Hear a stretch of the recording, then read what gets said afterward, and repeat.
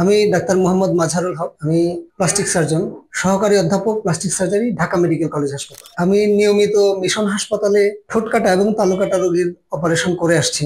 নিয়মিত বলতে প্রতি 2 মাস 3 মাস পর পর আমি এখানে আসি। গরিব রোগীদের সম্পূর্ণ বিনামূল্যে আমি অপারেশন করি। এছাড়াও অন্যান্য প্লাস্টিক সার্জারি যেমন পোড়া রোগীর বিকৃতি, এগুলাও আমরা এখানে দেখি এবং এরপর থেকে আমি নিয়মিত এই মিশন হাসপাতালে রোগী দেখব। আমরা পরিকল্পনা করছি প্রতি মাসের প্রথম এবং তৃতীয় বৃহস্পতিবার সন্ধ্যা 6টায় মিশন হাসপাতালে রোগী দেখব।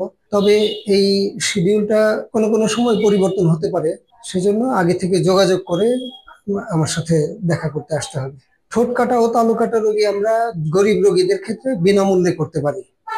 যারা বিনামূল্যে অপারেশন করতে চায় না, বিনামূল্যে অর্থাৎ যে রোগীটা অন্যের দান জাকাত গ্রহণ করতে পারে, এরকম গরিব রোগী হলেই আমরা তারটা বিনামূল্যে করি। যে নাকি অন্যের দান জাকাত গ্রহণ করতে চায় না, তারটা আমরা আলোচনার সাপেক্ষে স্বল্প মূল্যে আমরা অপারেশন করে দিতে পারি। এছাড়া অন্যান্য প্লাস্টিক সার্জারি রোগী দেখে তার সাথে আলোচনা করে আমরা স্বল্প মূল্যে প্লাস্টিক সার্জারি করে দিতে পারি।